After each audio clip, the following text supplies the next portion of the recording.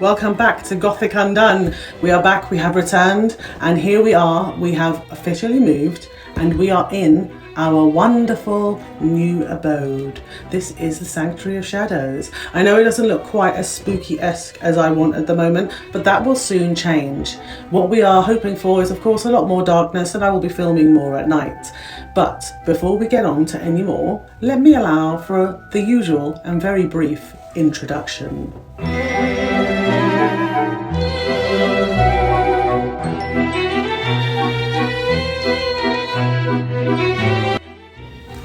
So, here we are. I am so excited to be back. I can't even explain to you. I wish I could show you everything, and I will. Once everything is done up and I have everything that I want on the walls and decked out, I will of course show you everything. This is also my writing space, which again, I'm just very, very excited. So let me calm down because I need to focus on. For Christ's sake, will you just shut your trap? All of our favourites and maybe some recommendations that you might even want to watch tonight, even if you've seen them before, because I do tend to find that recently there's a bit of lackluster when it comes to the old horror. So sometimes I go back and I revisit others. So let's get on to East Asian horror. What are some of the tropes that we often see? So East Asian horror tropes include the infamous vengeful women/girl ghosts. Now, these are ones we see time and time again, and in the Japanese culture they are known as onroi. So I believe I'm pronouncing that right. Onroyo. Yes, I think I got it that time. Forgive me if I didn't. Now, they tend to be in cursed locations like haunted houses, the themes of disrupted family life, and then the terrifying concepts of things that appear human but are not. Now, this is what I liked about when East Asian horror, and in particular J-horror, which kickstarted it all off with The Ring, came onto the scene. Earlier, don't get me wrong, in horror there were always the, human being the deadliest beast of all, the scariest, but not all the time. Monsters were always the ones that would prevail, okay? Like your Freddy, 1, 2, Freddy's coming for you. Don't go to sleep, because he's going to turn up inside your waterbed. The 80s and waterbeds I will never understand, even though I really, really wanted one when I was a kid. I wasn't a kid in the 80s, I was only born then, so shut up. Anyway, the other thing that went on, obviously, is that you have Michael Myers. Now, Michael Myers was possessed. So even though he appeared to be human, he wasn't. So again, we have our monsters going way back to our black and white silent movies. We have Nosferatu, then we have Frankenstein's monster. So quite often, things that were deemed as scary were those that were otherworldly. Ghosts, ghouls, mummies, that would be enraged because some colonizer had decided to disrupt their tomb. Whereas when it came to the early 2000s, late 90s, The Ring came along. And the onryo of the woman with the long black hair, mostly covering her face, dressed in an all-white gown down to the ankles, quite often very, very pale. We wouldn't tend to really see much of the features until, the moment of the jump scare. And she was there because she needed to get revenge upon what was done to her in her life. Now, a lot of the time, these phantoms are ones that die a very painful, unjust, and emotionally tumultuous death. And that is a theme that we see in The Ring, in The Grudge especially. We see it in One Missed Call. It comes up again and again and again, and it's very popular, and it works so well, even though it is done repeatedly. It works so well because it's something that I think we can all relate to. It's almost that thing of, well, I kind of feel sorry for this person because they had their life snatched away from them by the person who should really be punished, when they end up then getting made to look like the bad guy because they simply want to get some revenge. Who can't relate to that? Who doesn't like a bit of revenge every now and again? Anyway, the other tropes that, of course, we love and we see a lot of when it comes to haunted locations. So the focal point of the haunted locations are often the fact that they are cursed. These locations are the ones where you don't go in, okay? Just don't go in. But of course people do. Doesn't matter how many times they get told, they enter. And The Grudge is a great one for talking about that, because you have the house and it starts off You have this elderly woman who needs some, at home care. She needs somebody to look after her. Her husband, not her husband, sorry, her son is away at work. Her daughter-in-law is maintaining the house. They obviously want to try for a baby soon. She does all the cooking and the cleaning, but they need somebody to also assist with the caring of her mother-in-law, which is when a nurse comes in, home help. And everything starts to go wrong because what they don't know is that home has long since been cursed. And the curse of the grudge follows everyone and attaches itself to everyone who steps foot in that domain. And what I liked about The Grudge, especially The Grudge 3, is that they took the curse and the grudge that took place from Japan to America.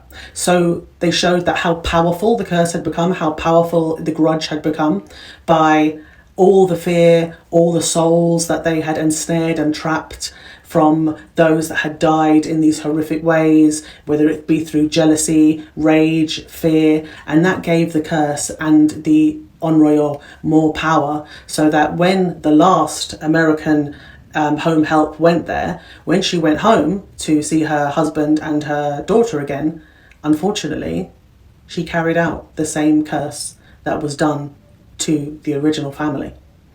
And then the cycle repeated itself. So that very house in America itself became cursed. And anyone that walked in, whether they be police, estate agents trying to sell the property, visitors, family members, the curse attached to every single one. And there is one scene in it that kind of creeped me out and I'll never forget it. So you've got the female police officer and she's quite androgynous looking, and she's very much about her work. Unfortunately, she loses her husband, and her partner, as in her cop partner, tries to encourage her to spend more time with her son, but she becomes all encompassed by this case like a lot of other police officers before her. And they have this golden retriever. She's laying on the couch and then she feels like this licking on her hand, and she looks at the dog and she's like, I don't know what his name is, let's call him Lumpy. She's like, Lumpy, stop that. And she's reading through the files, and a little while later she has a bit of a drink and she's going through, and then she goes, Lumpy, stop. She looks. Lumpy is just coming in from the other room. 'Twas not Lumpy licking her hand. Which of course is really good because it reminds me of the old ghost story of the blind man who sleeps in his bed and gets reassured each night by putting his hand under the bed and his faithful old companion rover licking his hand to let him know that he's safe and he's there. And then one night he hears a voice in the darkness, humans can lick too. I know, I went off on a tangent, but it makes sense when you think about it. Kind of. And covering the last few tropes that we're going to look at today are the juxtaposition of the mundane and the eerie. So I've mentioned and kind of touched on this a little bit already, is the, mundane everyday life of, kind of just getting up, doing your regular stuff, mixed with something that is deeply perturbing.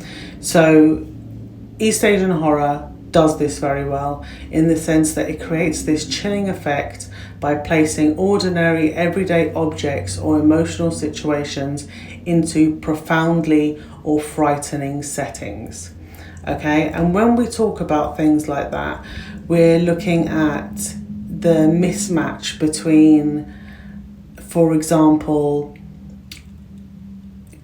say a sleepover, and at this sleepover we have The Ring, and it's a video that everyone's really kind of goofily looking forward to, and you've always got the character that's like, guys, do you think this is a really good idea that we watch this? And everyone else is like, oh, come on, don't be such a loser, you don't really believe it's real, do you? And of course they sit around, they watch it, and they start to see snippets of the main character, whose name is Samora, in the video, and Samora's life is very, very sad. And the more you kind of go on and watch the movie, and the more times you watch the movie, you realise how depressing her life really is. And it's got this very unsettling, creepy atmosphere whilst watching it, and it also is confusing. So the people that are watching it, some are freaked out and some are like, what the hell was that about? But little do they know that in 2 weeks they will meet their untimely demise. And of course you have this shot that everybody freaked out at when they saw it. Especially, you know, I remember the idea of the woman when she opened the wardrobe and saw, I believe it was like her daughter or her sister like that, and it was like, yeah, I don't really want to see that image again. However, I will admit, The Ring did not freak me out as much as The Grudge did. The Grudge freaked me out more. The death rattle that was constantly made, again, fits into this when we talk about the juxtaposition. Because let's look at when the sister finally gets back home to her apartment. Something very normal. She's going up through the elevator. As she's going up through the elevator, what we can see, and she hasn't noticed, is the ghost of the little boy. And he's extremely pale. His eyes look almost blackened out. He's got jet black hair. And again, he makes the sound that his cat would have made. And there's something so eerie and freaky about a little kid making a sound that a yowling cat in fear would make. That freaked me out. I'm sorry, I don't know what it was, and still to this day, it is one that if I saw or heard that in the middle of the night, after all the horror and spookiness that I love, I would leave immediately. The premises would be vacated. But she goes through and she doesn't notice any of the things. She goes into her apartment, and even though things are all weird and upside down, she's like, okay, I'm home now. Her phone rings, and it's her brother, but the line's a bit static. She can't really hear him. And then she starts hearing the death rattle again. Now, anyone who's ever heard a death rattle in real life, horrifying. When they add it into a movie, especially one which is designed to terrify you, even more horrifying. And then there's a knock at the door, and through the door she hears that it's her brother. Again, we are in this mundane, calm, everyday scenario. You're at home where you should feel safe, where you should feel calm and at peace, and everything should be okay. She goes up to the door, looks through the peephole, and she even sees her brother there. And you can feel this relief wash over her. And, you know, back in those days, before I became a connoisseur of how trickery went along with horror, I was relieved. I was like, oh, thank God it's the brother. But when she opened the door, there was no one there apart from the death rattle. She slams the door, gets into the bed, gets under the covers, and that's when we see the woman, the Onryo, appearing underneath her duvet. And it's a wrap for her. Where they disappear to, nobody knows. And again, prime example, just like The Ring, taking something so simplistic and completely transforming it. Another one is the pervasive dread. So we've spoken about this a bit already, is the fact that natural force, implying that events could happen to anyone. It can happen at any time, any place, to anybody. Nobody is protected. No matter how much money you have, no matter if you are royalty, no matter if you're a celebrity, if you're a child, the elderly, you are not infallible, you are not untouchable.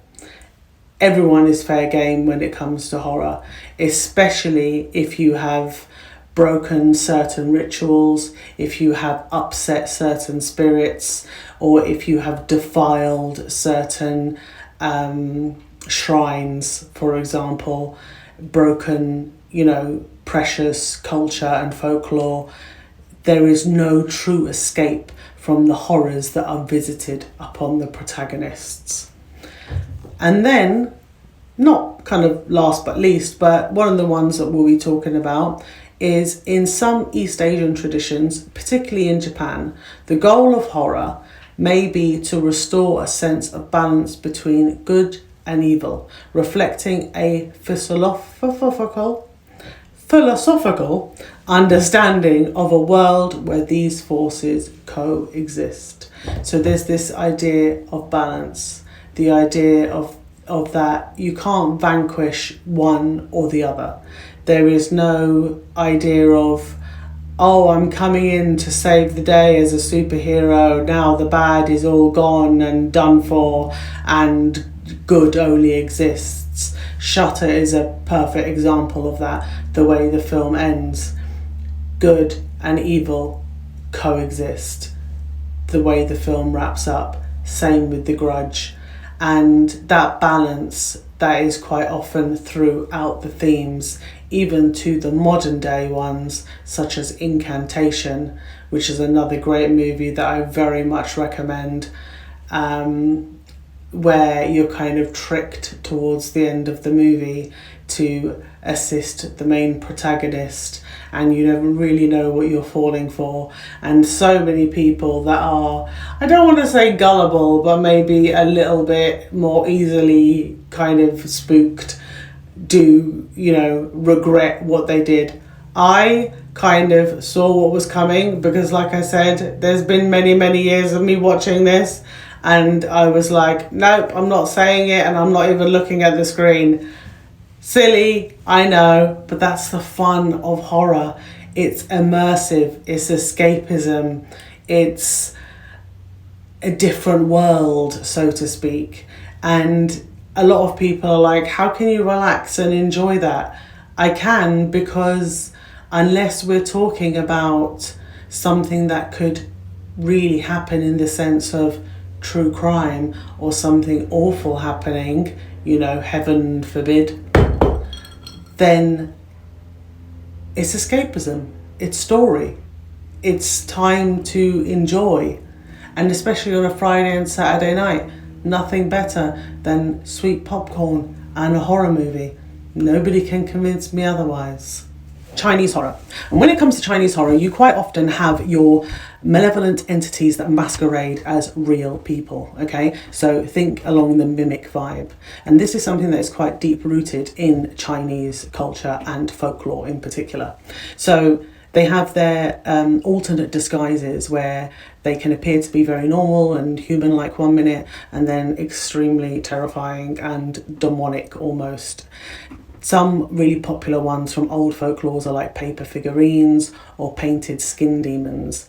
Another one that is really popular is the Lady in Red. Now, the Lady in Red is one that I have not watched any movies about, but they are ghost stories that quite often do play a part somewhere down the line in horror movies, and many horror movies from other parts of the world have taken inspiration from the Lady in Red. The Lady in Red is very popular, and it's usually seen as a beautiful woman, of course, wearing a very traditional red dress, which is a Chinese dress. I can't pronounce it, I'll give it my best, which is Qipao.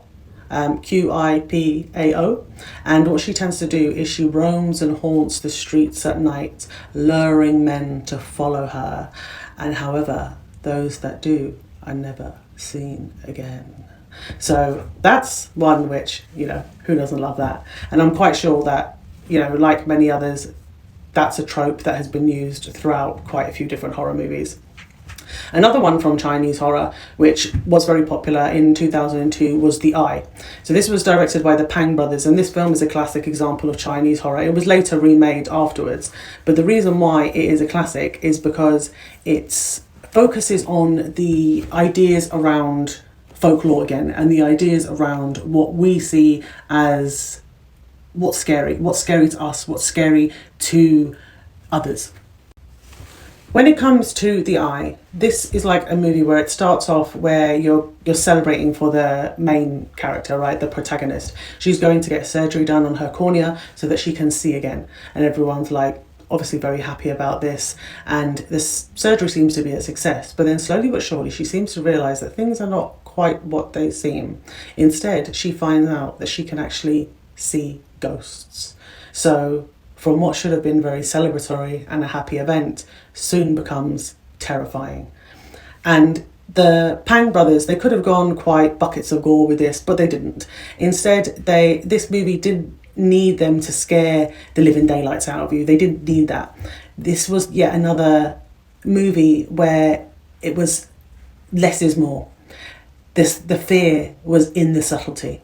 And again, like with a lot of Asian horror movies, I always advise you to watch the Asian horror movies before you watch the remakes.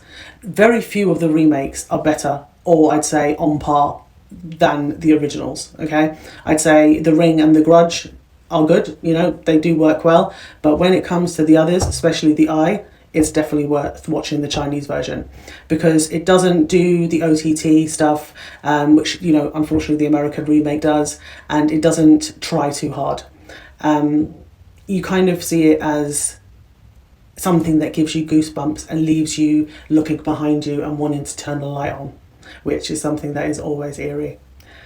Another movie which is from the early 2000s, 2003, which I did very much enjoy, and I watched both the original East Asian version as well as watching the American version. And again, the Japanese one, I will say, definitely give it a watch first if you can, is One Missed Call. One Missed Call is like the epitome of early 2000s, and you know, I know that you know, early 2000s Y2K is very much in at the moment, much to many of our despair, but this is like the flip phone era. And with this story, what I like about it is that you get this disturbing voicemail, and you listen to the voicemail, and what you realise is that you can hear your own voice. And in hearing your own voice, it's not just some creepy me from the future message, but you're hearing the way that you're going to die. And the voicemail is time-stamped, so you know the date, the time, and by the sounds of it, how you're going to die. And there's nothing you can do to stop it. And the way that it carries on, much like with the tropes of the curse, is that anyone who's in said phone book, it follows on. So say, for example, Michael has Emma in his phone book. Emma then gets the voice message, she's now destined for doom. After she's destined for doom, the next thing that happens is Trevor gets said voicemail. I don't know where I'm getting these names from, but you get the gist. So I really enjoyed that one. I found it quite disturbing in places. Again, it had like a countdown. So whereas The Ring had the countdown of 2 weeks, this has a countdown of 3 days. And it's what a lot of Western movies then adopted, even up until this day, when we see films such as Smile as well. You have a countdown to, can I break this curse before I meet my untimely demise or not? Another one that I would recommend, which I really did enjoy, is Shutter. Shutter is a fantastic movie. I don't know why I love this one so much. Some people have watched it and been like, meh, take it or leave it. I really liked Shutter. The reason I liked it is because, again, it is a revenge one. It is one where the kind of ghost entity was really done dirty. Like, what they did to her was atrocious. I do not feel sorry for any of the victims of this ghost. They had what was coming to them. And what's really interesting about it is that as you're watching the movie, you don't really know why any of this is happening. You can't pinpoint why it's transpiring. But as the movie goes on, there's little Easter eggs left for you to kind of figure out, oh, so these things aren't as straightforward as they once seemed. This is another one that I did enjoy the American version of as well, I will say. Even though it had Joshua Jackson in it. I think it was Joshua Jackson, the one who played Pacey from Dawson's Creek. I know I'm really showing my age now. But anyway, besides him being in it, it had this eerie, creepy vibe. And again, this almost unsettling of, am I really seeing this? Am I going insane? Can I stop this from happening? And in the end, it almost feels like it ended as it should. You know, it was kind of like, yeah, calm as a bitch. Welcome to life. So that was another one that I did enjoy very much. Looking at a few more tropes, when we won't touch on too many more, but just a few, is cultural and folklore beliefs. The horror is often deeply rooted in local folklore, ghost legends, ancient spiritual beliefs, and of course adding the authenticity and sense of primal fear. This is what a lot of East Asian horror does that American and British and just Western in general don't always get right is that feeling of primal fear, that feeling of sitting there feeling so deeply unsettled that you can't quite put your finger on it, but you just know that whilst you're watching this movie, you kind of want to check under the bed at night before you go to... So, my darlings, that is us wrapping up for today. Thank you so much for joining me. I'm going to be leaving some other further recommendations of other horror movies in the description box. In particular, Dark Water, that I'm going to mention. It's not the best of the best when it comes to horror movies, and I do advise watching the Japanese version before the American one. If you want to watch both, it's up to you. The reason I advise it is because for those of you that are familiar with the Elisa Lam story at the Cecil Hotel, a very true case that happened, and I did discuss a few videos back, when you watch Dark Water, you will go, oh damn. Especially considering Dark Water was made, including the remake, many, many years before the tragedy that happened to Elisa Lam.